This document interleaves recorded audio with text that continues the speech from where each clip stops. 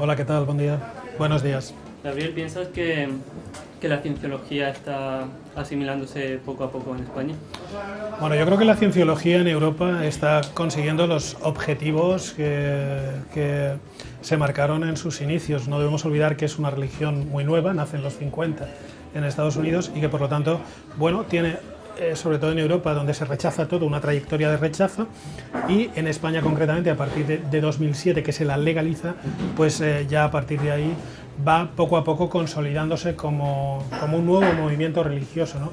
Además, el término de nuevo movimiento religioso, he de confesar que lo han aceptado a raíz del libro, porque ellos eran una religión y yo les dije, sois una religión nacida en los 50, por lo tanto contemporánea, y de momento pertenecéis a lo que estructuralmente se llama nuevo movimiento religioso. Y la verdad es que muy bien, yo creo que poco a poco la cienciología irá haciéndose su hueco, no creo que sea una religión mayoritaria en nuestro país, pero bueno, ella tiene unos fines, tiene unos objetivos y creo sinceramente que los está llevando a cabo. El eslogan de la cienciología en España dice: atrévete a pensar por ti mismo. ¿Define esta frase el objetivo principal? Bueno, yo no soy cienciólogo, por lo que yo no sé exactamente qué entiende un movimiento religioso cuando acuña un término de este tipo, ¿no?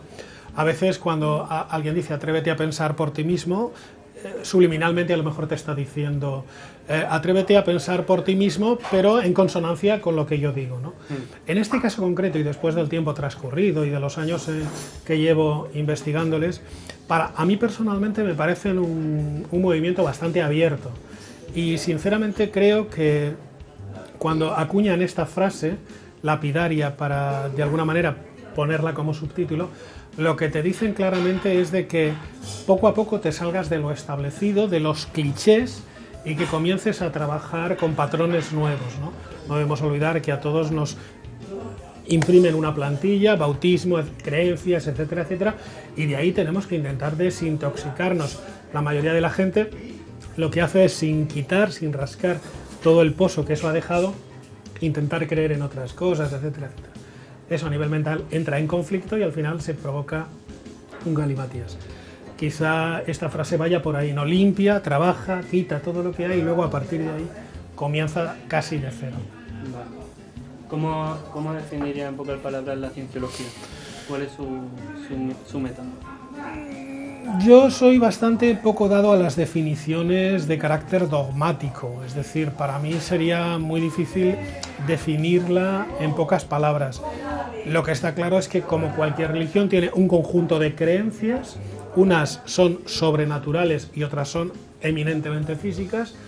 Las físicas te sirven para desarrollar aptitudes o, bueno, pues métodos de trabajo, y las sobrenaturales te sirven exclusivamente para ponerte en relación con el todo, con la divinidad, con lo que en definitiva ellos crean que existe más allá, ¿no?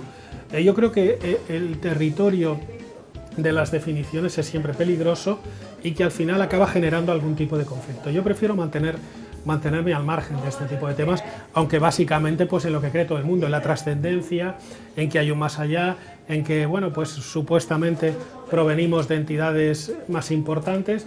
Ellos mantienen una cierta relación con entidades supuestamente extraterrestres, pero cualquiera sabe que si nos acercamos al Antiguo Testamento bíblico, veremos que también se ha achacado muchas veces a esos seres supuestos que descendían en nubes y se les ha puesto en relación con extraterrestres. Vete tú a saber. Una de las prácticas que utiliza la cienciología son las auditorías. ¿En qué consiste? Bueno, las auditorías son técnicas básicas de autoayuda, que en este caso necesitan de la interrelación de otra persona. Supuestamente tú te enfrentas a una batería de preguntas y hay alguien que determina si estás siendo sincero a la hora de contestarlas. Tipo como la máquina de la verdad. Parecido. Con la diferencia de que en un momento determinado esa persona que está ahí te va diciendo, pues no ha sido del todo sincero, busca más, profundiza, es decir, te va orientando para que tú al final, si haces eso, acabes sacando realmente eso que te hace daño. ¿Cuál sería la principal diferencia entre una secta y una religión o un nuevo movimiento religioso? Bueno, esta quizás sea la tesis básica del libro.